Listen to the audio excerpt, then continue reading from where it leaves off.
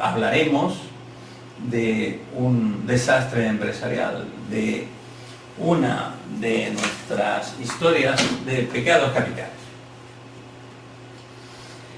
Esta sucedió en una pequeña ciudad bastante cercana a la de la anterior.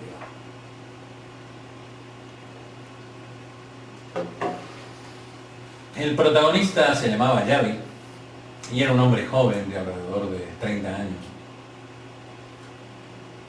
que habiendo trabajado desde que había comenzado con 16, siempre había trabajado en el sector del mueble, en una ciudad que prácticamente está completamente dedicada al mueble, tanto a su comercialización, incluso abren los domingos, como a su fabricación. Hay muchas fábricas de muebles y de temas auxiliares en la ciudad y los alrededores.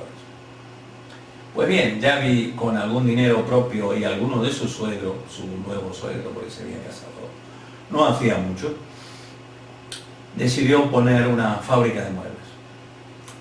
Para hacerlo bien, decidió que necesitaba un diseñador de primera línea y lo consiguió, un diseñador italiano bueno de verdad, muy conocido en la zona y que había sido responsable de algunas líneas de éxito.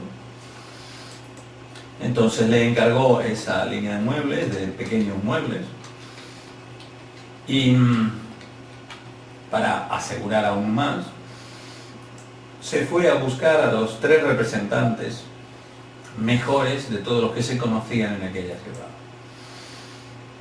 Los representantes aceptaron su producto y se pusieron a venderlo.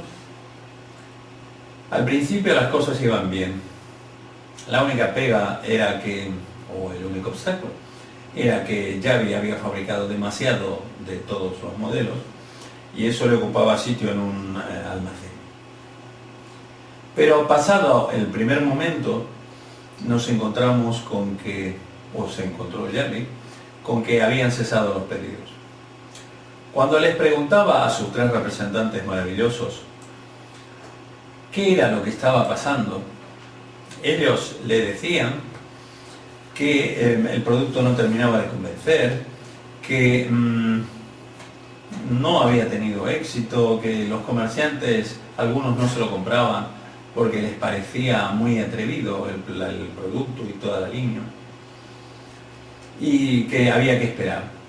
Y eso fueron haciendo, hasta que Javi quedó prácticamente al borde de la quiebra.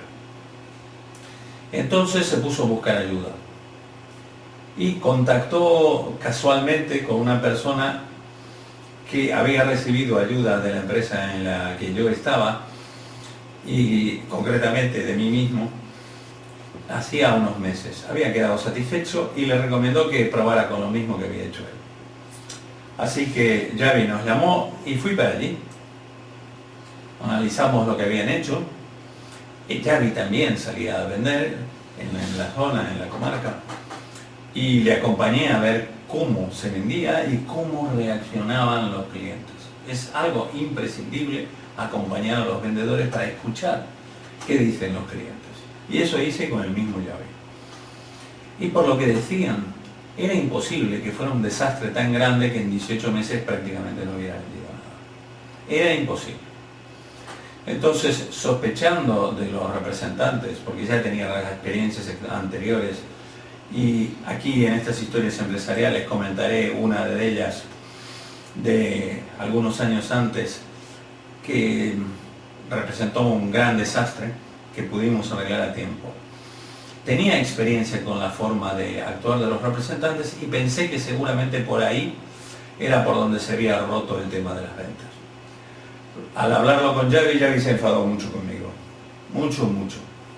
De alguna manera sentía que estábamos criticando su forma de actuar. Y no era así. Yo no estaba criticando su forma de actuar, simplemente intentaba explicarle cosas que suceden a veces con personas que tienen intereses completamente diferentes a los nuestros. Y los representantes suelen tener intereses bastante diferentes a los nuestros. Así que cuando logré calmarle, y convencerle de que como mínimo teníamos que intentar comprobar mi teoría, fuimos a ver clientes, Xavi y yo. Costó lo suyo convencerle, pero finalmente vino.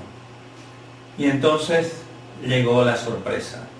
Llegó lo que nos mostraba cómo este pecado capital de confiar en representantes y no controlarlos puede llevar al cierre, porque así terminó la historia, puede llevar al cierre de una empresa.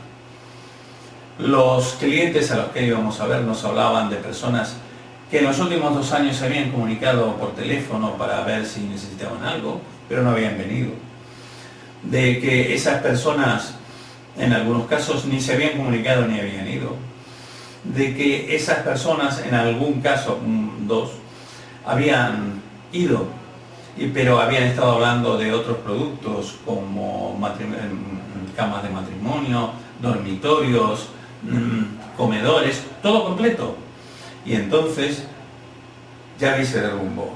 Se dio cuenta que había confiado en los mejores y que los mejores, por sus propios intereses, habían abandonado a Xavi, que tenía productos que eran baratos, que no dejaban mucho dinero de comisiones, y lo habían llevado a una situación que ya no se sostenía porque los bancos estaban pidiendo su parte, porque los proveedores no estaban cobrando y ya no quería esperar nadie más. Así que el pecado capital de no controlar lo que hacen nuestros representantes a comisión, aquí terminó con una empresa. Que nunca les pase a ustedes.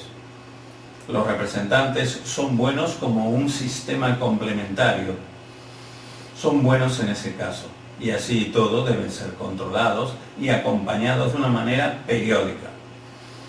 Pero si no hacemos eso, no podemos dejar a los representantes como una parte ni siquiera importante de nuestro sistema de comercialización. Espero que les sirva para dirigirse